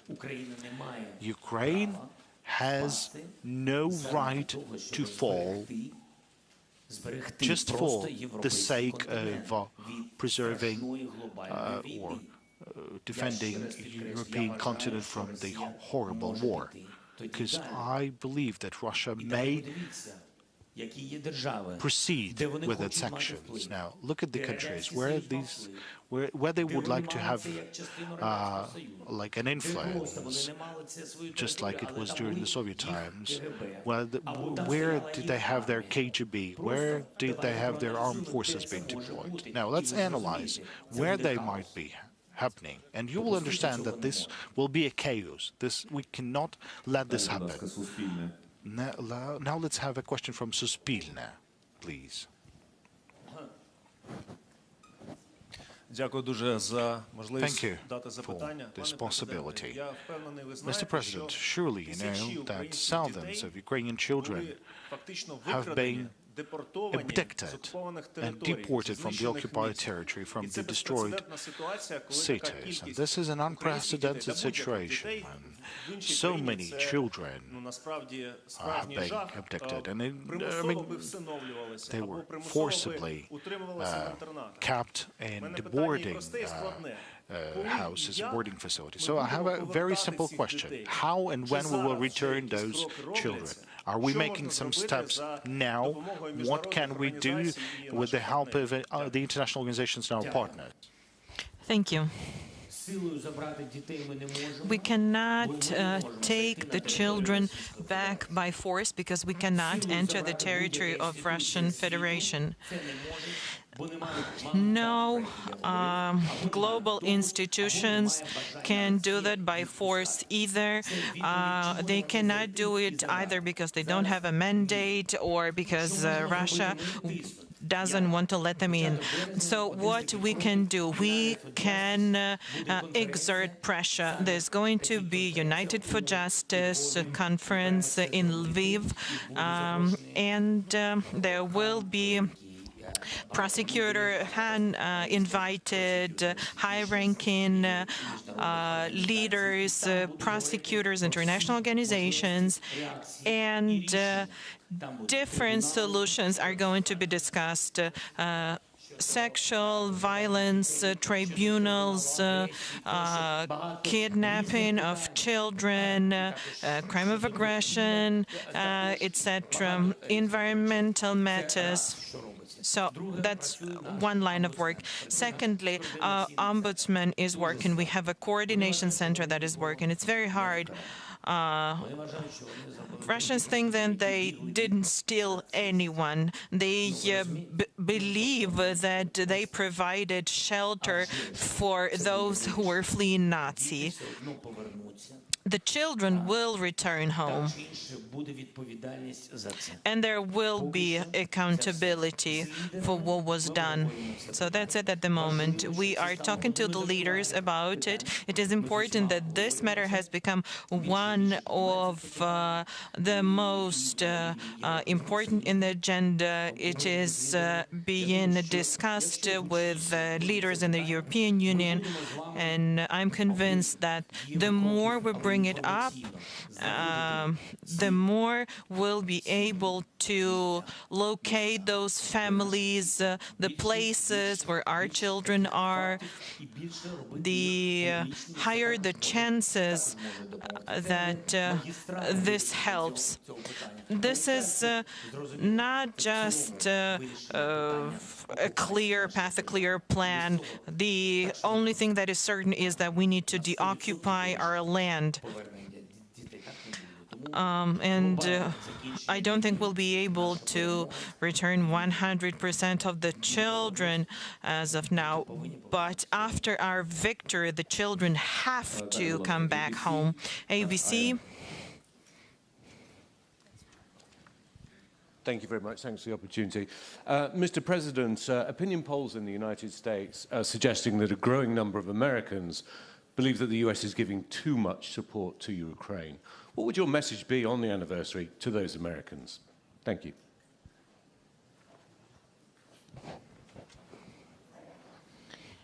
I would like to thank the American people.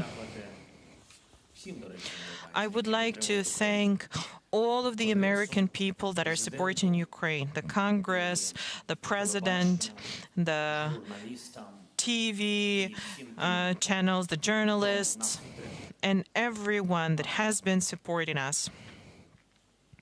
Тому відсотку, який, як ви сказали, And that percentage of Americans, as you've mentioned, is increasing.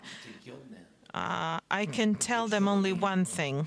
не змінять свою думку, If they do not change their opinion, не зрозуміють, if they не будуть do not understand us, if they do not support Ukraine, they will lose NATO, they will lose the clout of the United States, they will lose the leadership position that they are enjoying in the world, that they are enjoying for a very fair reason, and they will lose the support of the country with 40 million of population, with millions of children. Are American children any different than ours?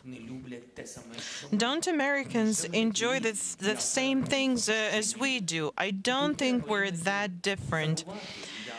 And I'm actually very happy that we have bipartisan support, but we keep hearing those messages from time to time, and they're dangerous. There are political leaders that are elected by people, and if this issue is raised, those political leaders need to be responsible and cautious because people are looking at them. Who wants a Third World War? Would anyone would anyone be willing to accept that risk? The U.S. is never going to give up on the NATO member states. If it happens so that Ukraine, due to various opinions and weakening and depleting of assistance, loses, Russia is going to enter Baltic states, NATO member states, and then the U.S. will have to send their sons and daughters exactly the same way as we are sending their sons and daughters to war, and they will have to fight because it's NATO that we're talking about, and they will be dying, God forbid, because it's a horrible thing. I wish peace and Ukrainian support to the United States. TV4, Sweden.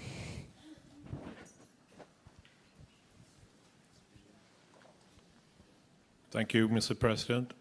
I'm Anders Kraft from Swedish TV4. Thank you for your hospitality. The people here are very nice. It's my first time in Ukraine. Today, Sweden decided to donate or send more tanks and more military aid, including Leopard tanks. Do you have a special message, something for my viewers, the Swedes, today? I would like to thank them. This is... I would like to thank them. Genuinely, I'm very grateful to Sweden. This is a very powerful aid package. We are enjoying amazing relations with Sweden, with Swedish leadership at various levels. And we have some very high-quality meetings and negotiations, and there was a very good visit of the Prime Minister, and we are about to reach a very important decision.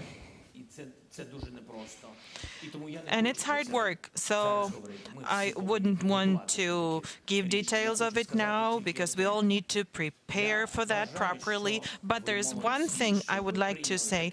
You're doing a great job. It's a great decision that you made to become NATO members. And as you know, Putin managed to unite a lot of countries, people in those countries. And I'm very happy for you. I'm very happy for Finland, because it all means NATO becoming stronger. And NATO becoming stronger is not about stronger armies, it's about better security. So that is why we want to be a member of the alliance. We want to be protected. We want to be helping others. It's about collective security. So I'm very happy. There are some things to work on, and I'll be honest with you. You have to know that Ukraine is also helping Sweden. Thank you. South Korea, JTBC, if I'm pronouncing correctly.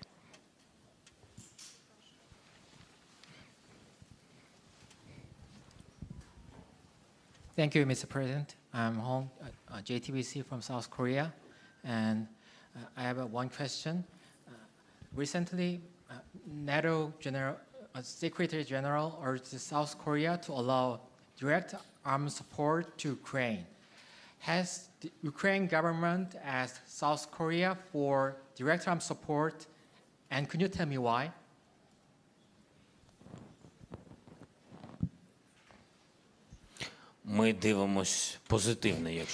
Well, it would be a great thing if there's direct supplies of weapons to us. We would welcome that.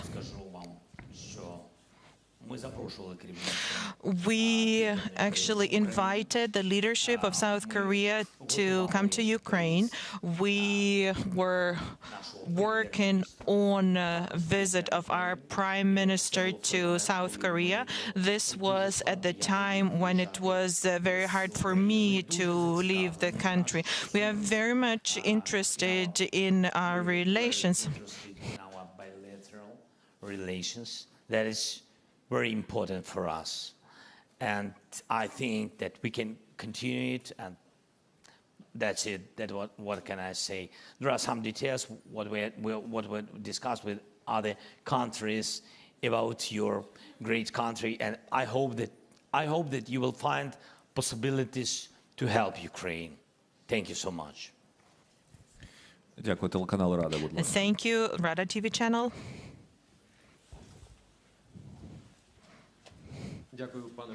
Thank you, Mr. President. First of all, thank you for being with us throughout this year.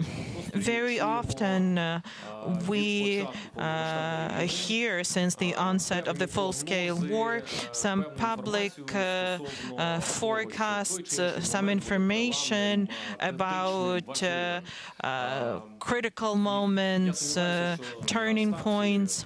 I don't think that these are the terms and concepts that are used at the Supreme Commander's HQ. But I have to ask a question. What are the odds of physically returning Crimea back to Ukraine, and what would be the reintegration solutions for Crimea that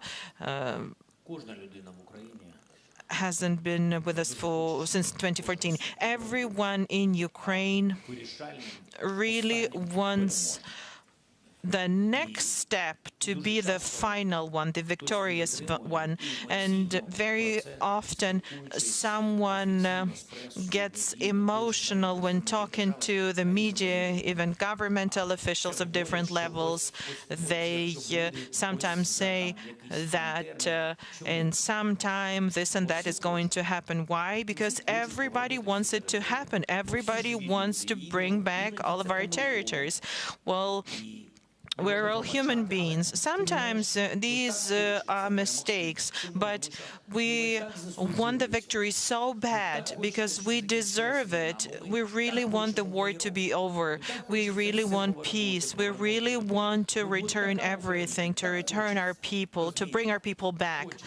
this is what we want. We want our military, our defenders to come back alive. We want life to return to Ukraine. It is not enough. Emotions do not suffice.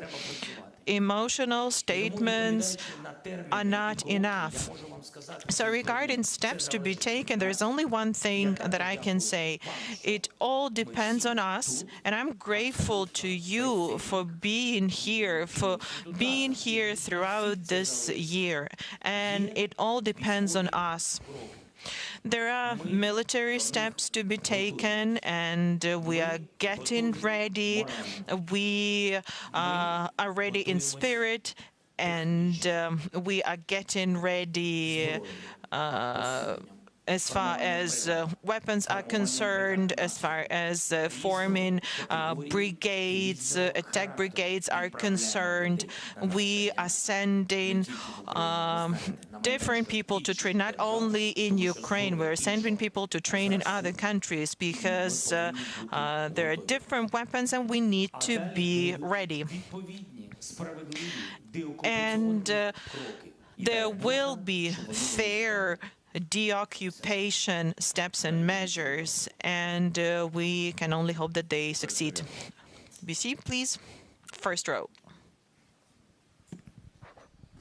Mr. President, you've made clear your belief that you can win the war this year. You've been clear about the importance of support and the speed at which it arrives. I wonder if in a year's time that victory doesn't arrive and you host a similar meeting like this, what do you think the most likely reason for that lack of victory would be? And if I could respectfully ask you to answer in English, I'd be very grateful. Dziękuję.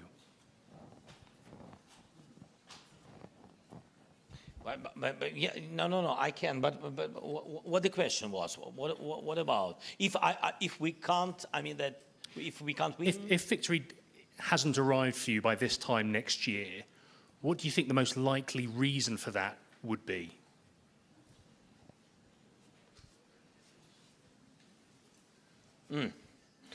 Okay, so the most important thing that the unity, that's true, because in the unity there is a huge support or weak support. Anyway, I mean that is really point number one. If we will not have enough number of West kind troops, enough weapon, ammunition, if we will not have, of course, we'll lose a lot of people. And if we will be losing a lot of people, we'll lose, moral situation, yes? And it will be another challenge for our country. We will not be so strong in the country, in Ukraine. And that is the biggest problem, what can be. I don't want to think about it. That is the problem. If we'll meet on the 24th next year, 24th of February, and we'll be at the same position where we are now, that is dramatic moment. I don't want to think about it. And you forget all your words. We have to be sure together, we are partners. You are from Britain. Da.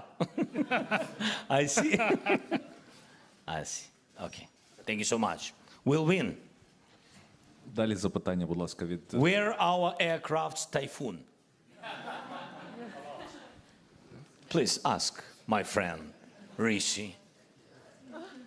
Далі від китайських журналістів запитання, будь ласка, Фелікс. Chinese journalist Felix Satellite. Mr. President, so you said that you appreciate being straightforward, so let me be straightforward. So I think right now, both Ukraine and Russia needs as many countries as possible to stand on its side. So how do you convince the countries that geopolitically a bit remote from Ukraine, for example, China, for example, South Africa, India, to be actually on your side? Скажи мені, будь ласка, Сергій, я вже погано чую.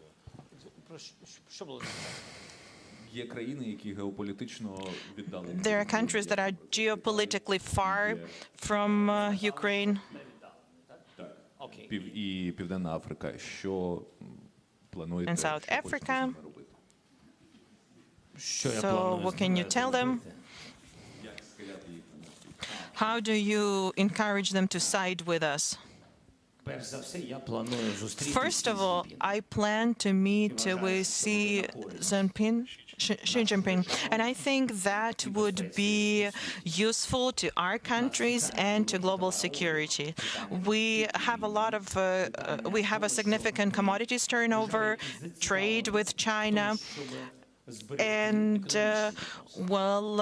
we are the countries that are interested in preserving our economic relations. As far as I know, China respects territorial integrity, historic territorial integrity, which means that China needs to do its best to make sure that Russian Federation withdraws from our territory, because that's what respect for territorial integrity and sovereignty is. Would you agree with me?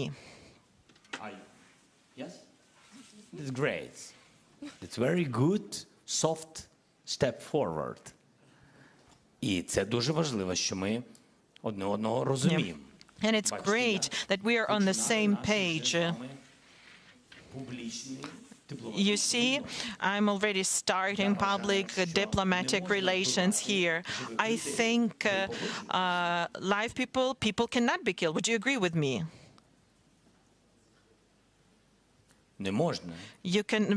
Living people cannot be killed. Civilians cannot be killed. Would you agree with me? I believe that a nuclear power plant cannot be occupied. It is dangerous for the entire world. Would China agree with that? Can you see that China agree? І я вважаю, що And I believe that we need to respect international law and UN treaty. This suggests that China supports Ukraine's peace formula. Would you agree with that?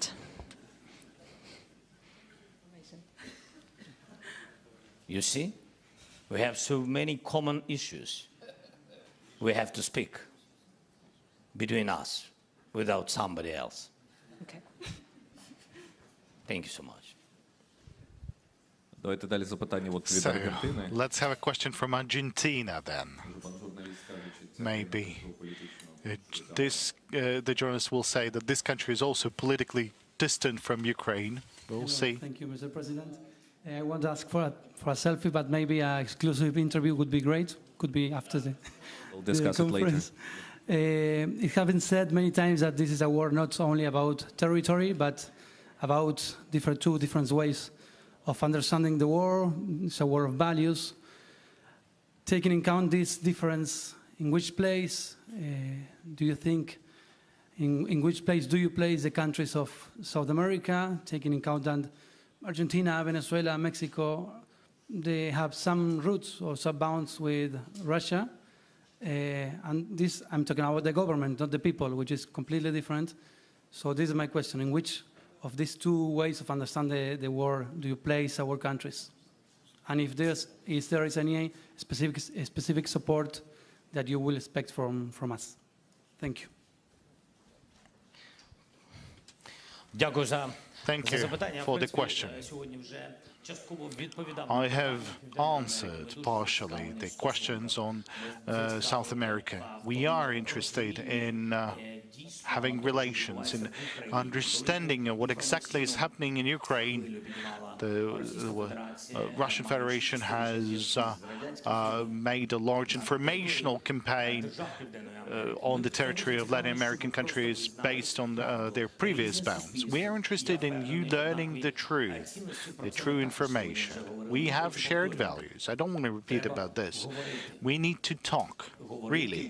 We need to talk, and Ukraine has to talk to all the countries now to all the countries that are not willing to support the destruction of the territories, the destruction of the states. We have to talk, because we're all interested in global security, because there are so many natural challenges. You can see what's happening around us, and therefore we have to think how to preserve the humans, the environment, the planet for our new generations, but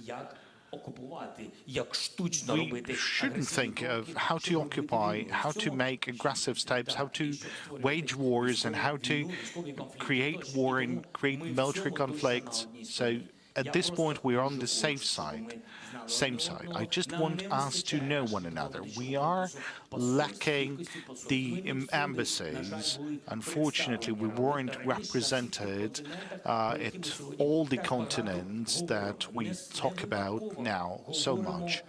And we talk a lot, and this is not a coincidence. And answering your question, what role, what priority role is played? We believe you as equals. We treat you as equals.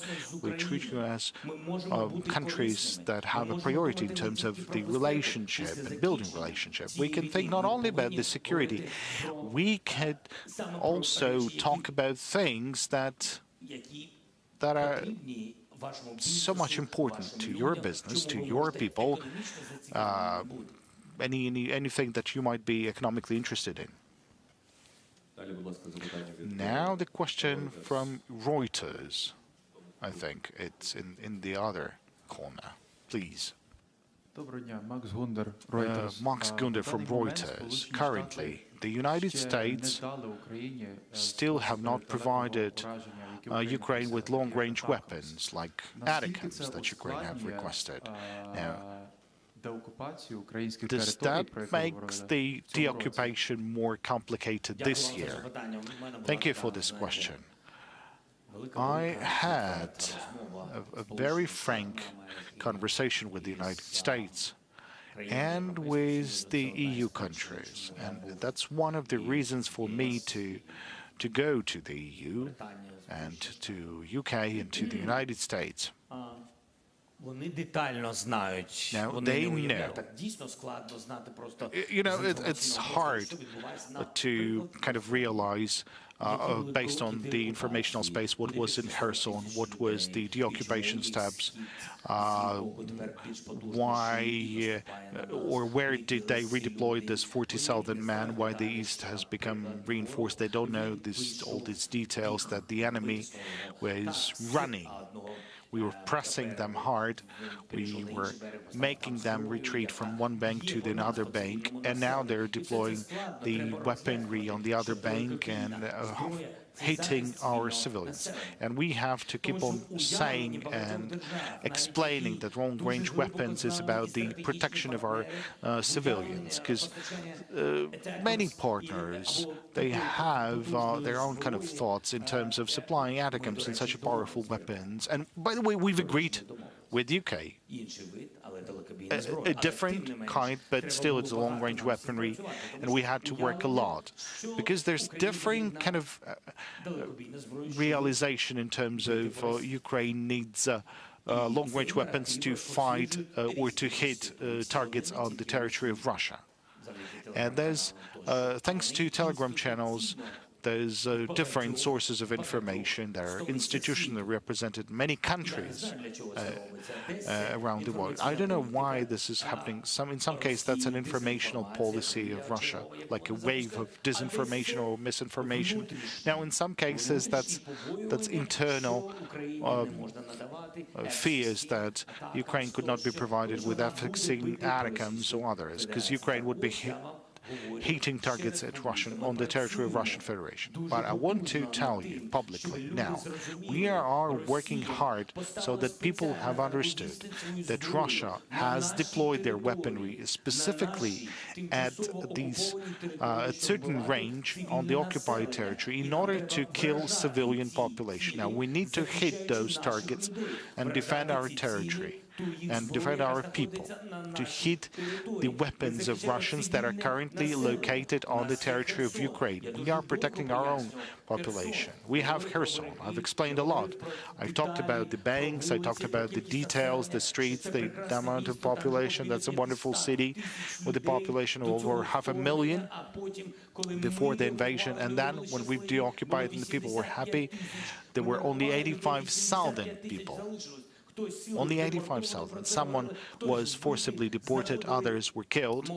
We found graves, someone left the country, and when we've deoccupied in a week, a couple of thousand people have returned, like what Russia has done. They've deployed weapons on our territory and started firing from the other bank of the river Dnieper, knowing that our weapons would not be able to hit them, and they were killing civilians. And now there's people being killed, and so the people were leaving the city. And where are they hitting? They're hitting bus stations, electricity, potable water supplies, gas supply pipelines. That's what's happening. I mean, you try to go to the hospital, they're hitting hospitals and schools. So that's what happened. And it's hard to find information like that. So even if you be reading things like that, you know how many spams are there in addition to the correct information. That's why any person, different leaders, they're reading, they get reports from intelligence, but still, I mean, you can trust that or not. You need an emotion as well. People would need to understand this, and they would need to receive true information from Ukraine. So that's why we need to talk to Africa, to Latin America on different matters, and really we need to talk to US, to EU, so that we would be provided with long-range weaponry. This is a challenge. Another bigger challenge is the aircrafts, but we need to exert pressure. We need to keep on talking. Thank you. Now the fifth channel.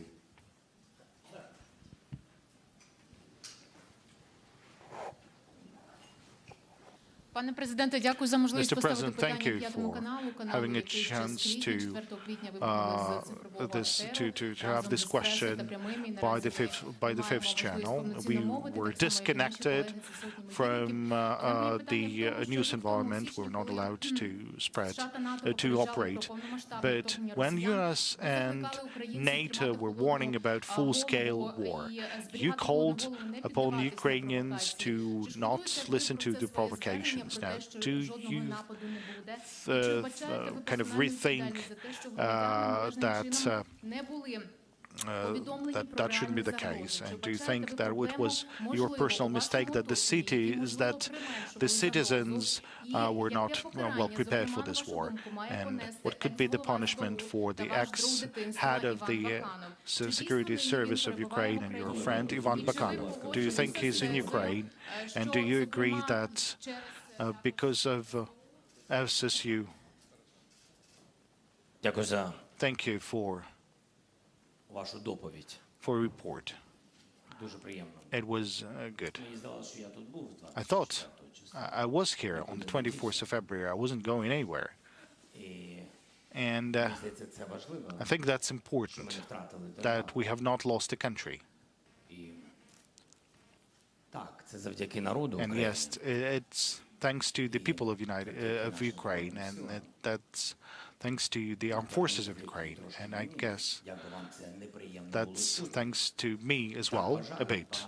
Well, that's many people think so. I'm not a hero, but at least I've done something since we're here in the deoccupied Kiev, in many of the deoccupied cities of our country. Maybe I did something.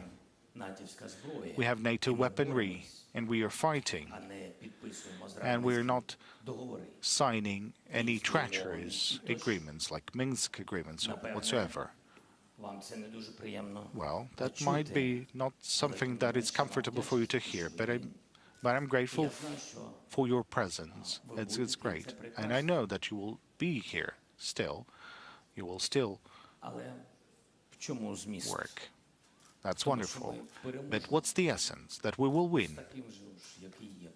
Well, no matter how what president, what sort of president do you have? I mean, with the former president, you did not win.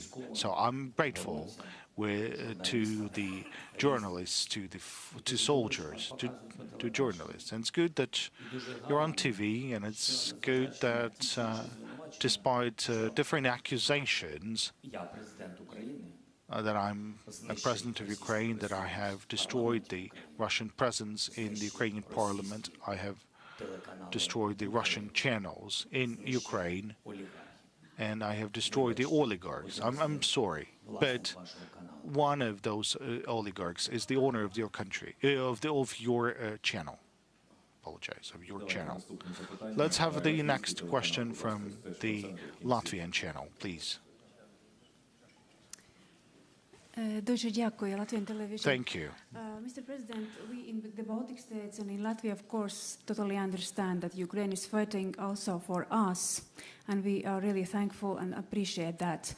But you also mentioned that Russia might be interested in to attack NATO member states. So after all this very extremely difficult year and bearing in mind all your experience, what would you advise to the Baltic states how to live in this time?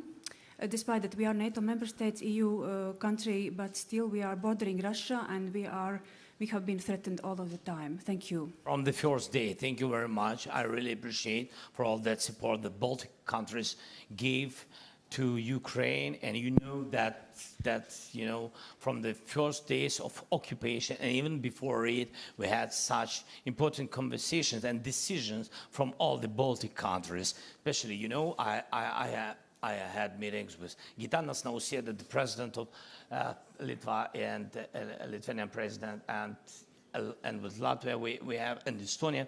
All the countries are on our side from the very, very beginning. And when I'm speaking about the very beginning, we are speaking about 2014. So it's so important that we have such friends, strategic friends, really warm friends, real friends. That is important. And what can I recommend? We always, Ukrainian, will remember all that support you've done. And of course, we'll be together with you. And I wish you peace. And we'll stay strong. And I know that you will never be alone. All your people, all your great nation. Somebody said that Baltic countries, small countries, maybe small country, but very big and great nation. Thank you so much. Дякую. Від польських питання, будь ласка, від ТВП. Now the question from the Polish colleagues from TVP. And if possible, could you please change the system for hearing the interpretation? Two brief questions. You have a peace formula. We already know that, and that this is our conditions for talks with Russia. But we know that Russia is not willing to respond to that. Now, how far do you need to go in order to make Russia sit at the negotiations table? Or the only way is to make Russians withdraw their forces? Or maybe, I don't know, have Ukrainian tanks in Moscow. And since we have television colleagues from many countries, there are people waiting for the safe skies in Ukraine. So Germany, Romania, Poland, UK, Spain. Now, what would you tell? Any message you would like to address to the Ukrainians, to refugees staying in those countries, since we have so many journalists from those countries? Well, in the beginning, you said about negotiations. I think that under current conditions, that's something we've already talked about this. But still, we need to be strong. And in order to be strong in any negotiations, Ukraine needs to be strong on the battlefield. Now, in these cases, you can reach a fair peace under conditions of a civilized world. And I think that's the most important. If you retreat, if you are occupied, if you are diminished, And that's what Russia has done by reaching Kiev when they've occupied a part of our country. And you've seen their response. They've provided ultimatums. They were torturing people. So we know the result when they're strong and when we are occupied. That is why I think that it's important to be strong on the battlefield, that you will have a strong position on the negotiations. So let's reach that step. Let's deoccupy as much as possible. This is very important to us. We will be stronger. That's first. Now, the second part. Now, what can I tell to our Ukrainian fellow citizens, since we have so many journalists from different countries in this room? Something's happening. Okay, so без громадян України, які сьогодні знаходяться за кордоном, without the citizens of Ukraine that are currently located abroad, our country cannot be powerful.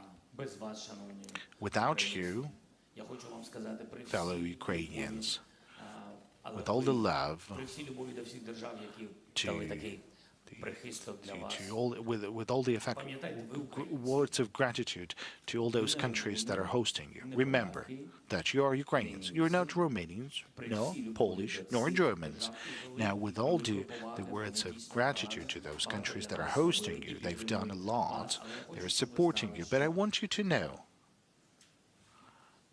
коли ви зможете, я б дуже хотів, щоб ви when повернулися. you'll be ready, when you'll be able, I would really like you to return. I'm not calling upon you right now to return. That's your security, that's your choice, that's your safety. But I want you to know that you're the very same Ukrainians as everyone. We are waiting for the return of the normal life. So please return, because we need to rebuild our wonderful country, because that country is built for all the people, for all those who are currently fighting and defending our country, and for all those who had to leave temporarily. Ukrainians, well, they are forever Ukrainians, even though they left the country for some time. Now, this is almost the end of the press conference. We still can take two questions. So let's have one from Obozrevatelь and Ukraina. Thank you for the possibility to ask this question. The question on the security guarantees that we've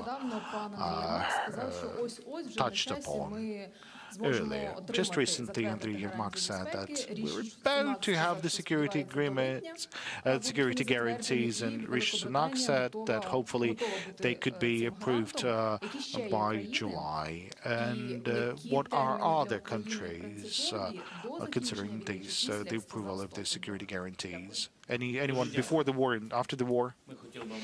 Thank you very much. We would like to have security guarantees on our pathway to NATO. We do not know when exactly we are going to make it there. It's not up to Ukraine at the moment. Ukraine has shown its strength on the battlefield, and it also showed that our public supports it. Regarding challenges, we really need security guarantees. We are negotiating that with the EU countries, with the UK, with the United States of America. So this is the circle of those that we've talked about it at the moment. When that is going to happen, I do not know. Ukraine. Mr. President, the stolen childhood, the kidnapped children were already discussed today, and I would like to talk about family. This year has changed a lot for millions of families, and it probably affected your family as well. First Lady has been referred to by international observers as a symbol of resilience, and her voice is heard at various international platforms. So my question is, how did this 365 days of full-scale invasion change your relations with your family? If you could answer that. This is the last question, so I would really like to hear something about something personal. The final question and the hardest one. I love them. I love my family. I love my wife. My children are the most important people for me. I do not get to see them often. My parents, I don't have any opportunities to see them. I'm very proud of my wife.